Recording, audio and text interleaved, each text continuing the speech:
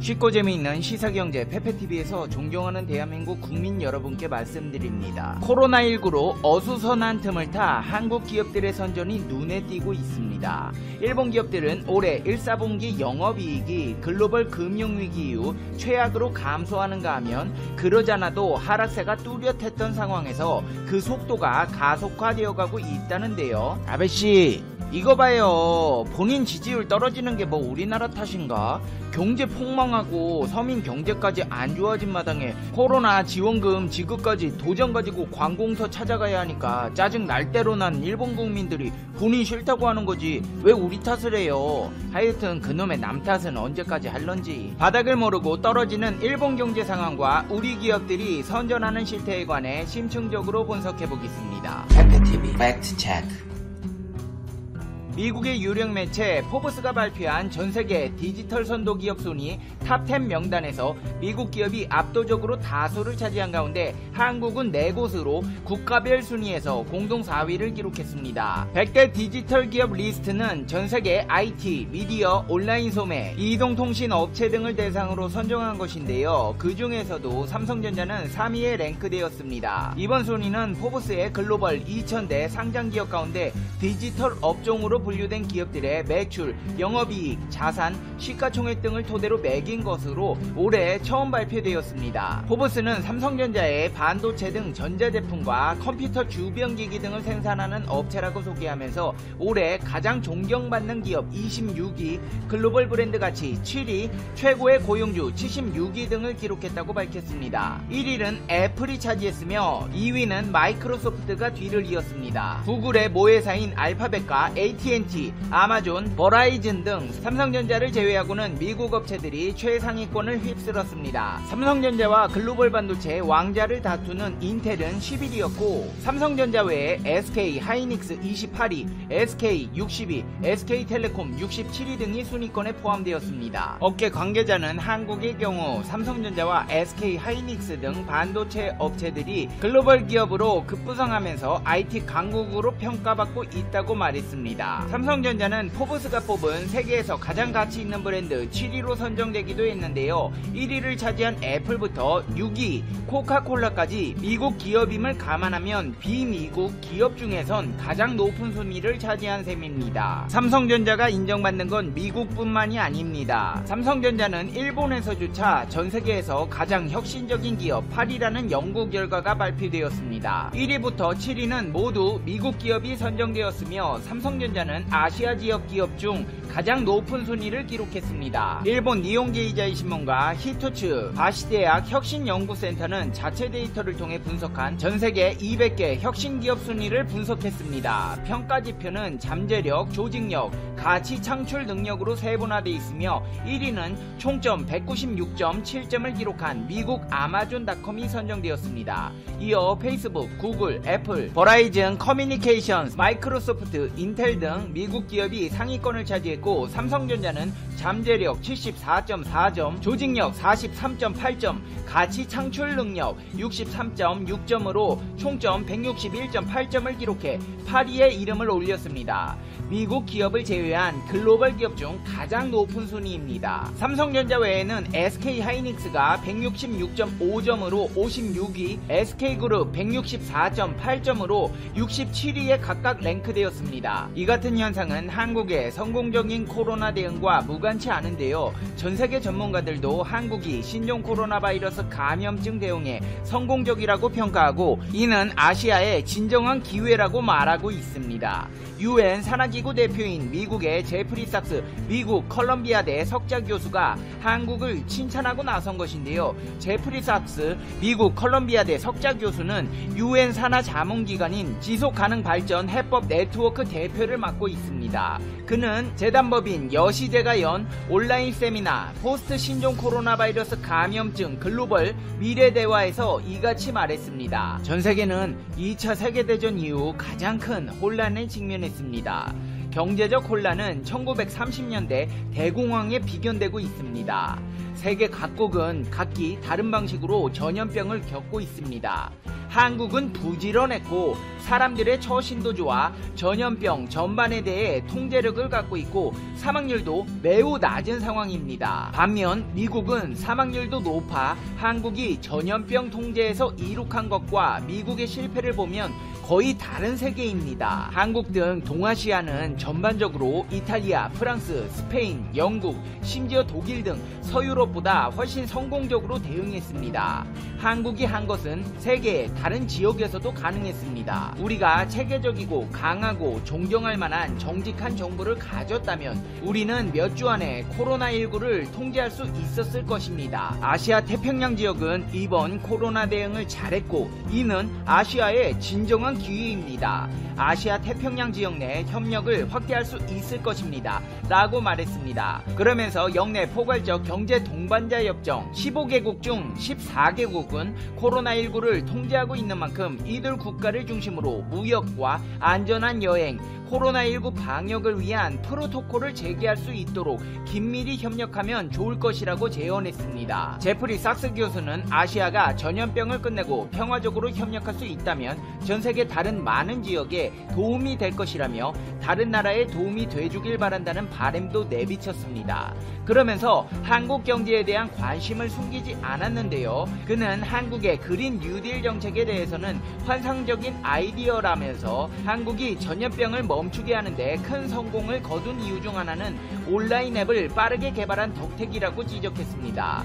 그러면서 한국은 정보통신기술 활용에 선두주자라면서 정보통신기술은 한국의 교육에 내장되어 있고 위기 상황에서 원격 의료가 한시적으로 허용됨에 따라 이제 헬스케어 시스템에 내장돼 있는데 이런 상황이 미래에도 계속되기를 바란다고 말했습니다. 그러면서 정보통신기술은 한국의 지배구조, 공공보건, 청정에너지에 내장되어 있다. 한국은 스마트 그리드와 청정에너지의 훌륭한 생산국이 될 잠재력을 지녔다.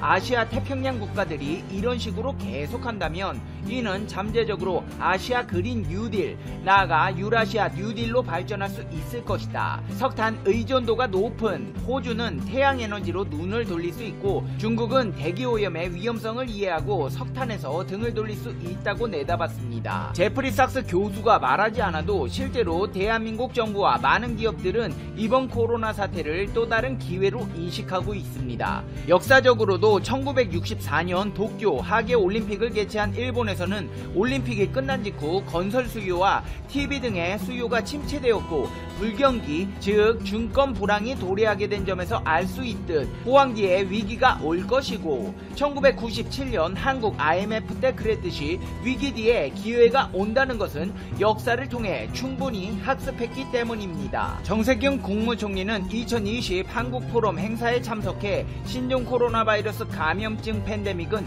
위기이면서 동시에 기회라며 지금의 위기를 기회로 만들기 위해 자원과 정책을 총동원할 것이라고 강조했습니다. 나보다 타인을 위하여 양보와 배려 정신으로 사회적 거리두기, 생활 속 방역을 솔선수범해 나아가고 있다며 K방역은 세계 표준이 되었고 각급 학교에서 실시하고 있는 온라인 교육도 주목을 받는 등 정보통신기술 분야 경쟁력은 세계 최고임이 입증됐다며 위기 앞에서 위축되지 않고 더 뭉치고 강해지는 한국을 확인하게 되었다고 말했습니다. 이어 한국판 뉴딜을 통해 경제구조를 고도화하고 지속가능한 성장 패러다임을 만들겠다고 했습니다. 기업들도 머리를 맞대고 있습니다. 대한상공회의소와 반도체, 디스플레이, 전자정보통신, 배터리 등 4개 업종협회는 코로나19 대응을 위해 머리를 맞대고 코로나19 이후 기회에 선제 대응해야 한다고 입을 모았습니다. IT업계 전문가들은 코로나 이후에 찾아올 기회를 놓치지 말아야 한다며 확산에 따른 당장의 피해를 최소화하는 것뿐 아니라 포스트 코로나 기회에 선제적으로 대비해야 한다고 강조했습니다. 코로나19 이후 경기가 회복되고 비대면 컨텐츠 중심으로 산업 지형이 새롭게 변화하면서 신기술 채택이 활발해질 가능성이 높기 때문입니다. 전문가들은 반도체, 디스플레이는 코로나19 사태가 빠르게 종식되면 그동안 그동안 억눌렸던 수요가 하반기에 폭발적으로 증가할 것으로 전망했습니다. 과거 전염병 이후 강한 회복세를 경험했듯 하반기에 IT기기 수요가 폭발하며 반도체 회복세가 더욱 탄력을 받을 수 있다고 말했습니다. 이는 수출입 통계로도 알 수 있는데요. 실제로 산업통상자원부는 3월 수출입 동향 자료를 발표했습니다.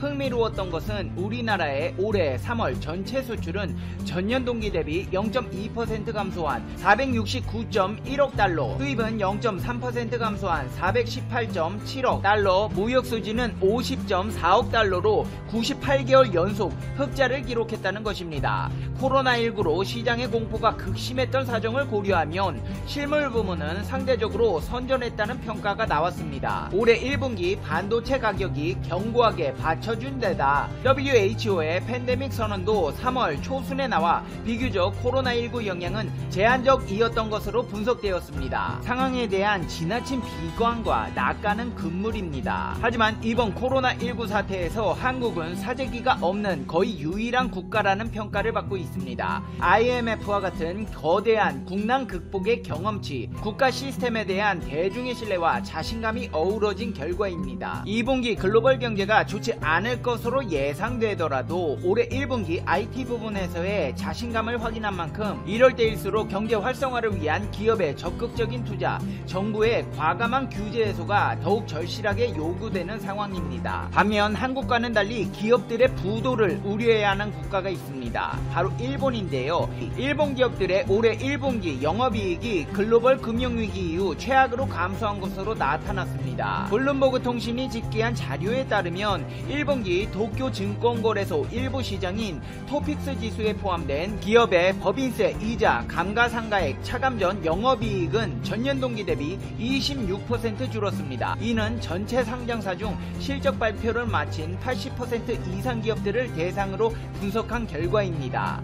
이들 주당 순이익도 89%나 감소하며 아시아에서 최악을 기록했습니다. 더 큰 문제는 아직 리크루트 홀딩스나 히타치, 닛산 자동차 등 대기업이 실적을 발표하지 않았다는 점입니다. 많은 기업은 전망치 발표를 거부하거나 이전 전망을 철회하고 있습니다. 하지만 이전 영상에서 말씀드렸듯이 닛산 자동차는 작년 7조 7천억 원의 적자를 경험했습니다.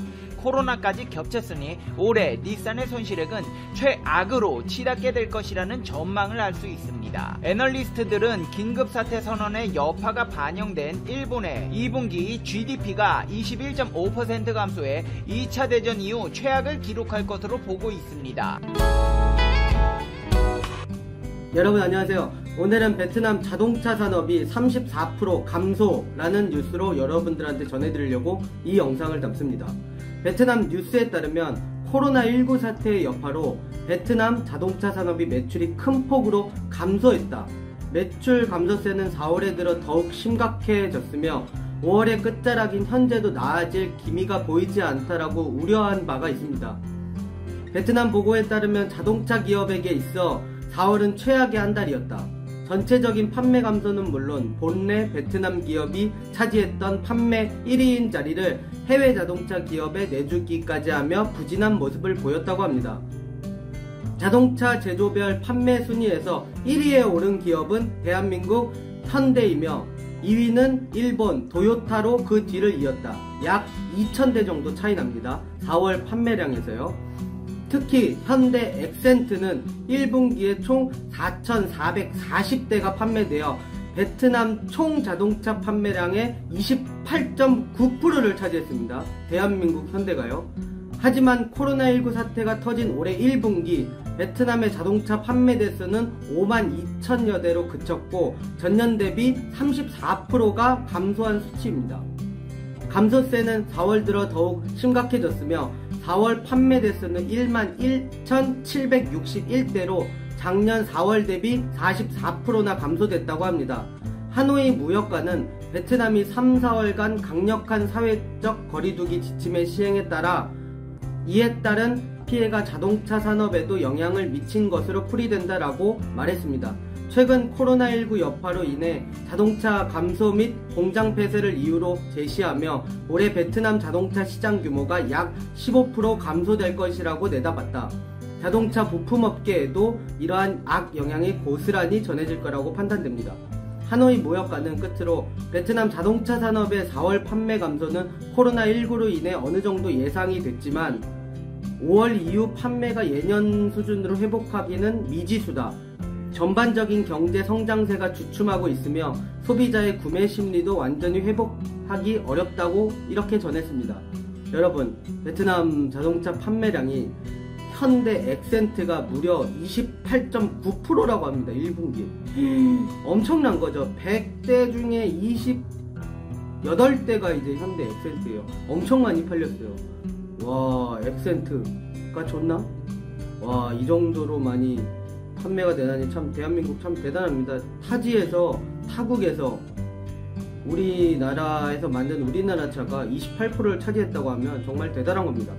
그리고 이거는 제가 예전에 경험했던 건데, 제 베트남 친구 중에 친구들한테 물어봤어요. 야, 한국 자동차야 일본 자동차를 물어보면 일본이 더 좋다고 얘기하더라고요. 일본이 더 기술력이 더 월등히 한국보다 뛰어난다라고 얘기하더라고요. 물론 뭐 그럴 수도 있다고 생각합니다. 뭐 여기 동남아에서는 뭐 도요타도 있고 뭐 마츠다, 스바루, 뭐 닛산 뭐 이런 게 굉장히 많이 판매량도 많고 사람들이 많이 선호를 해요. 근데 한국에서는 뭐 도요타, 뭐 마츠다, 닛산 이런 차들을 많이 선호하지 않잖아요. 일본 차들은. 그래서 그렇게 생각하는 베트남 사람들이 많더라고요. 한국보다 일본 자동차가 더 좋아 이렇게 생각하는 분들이 굉장히 베트남 사람들이 많더라고요. 근데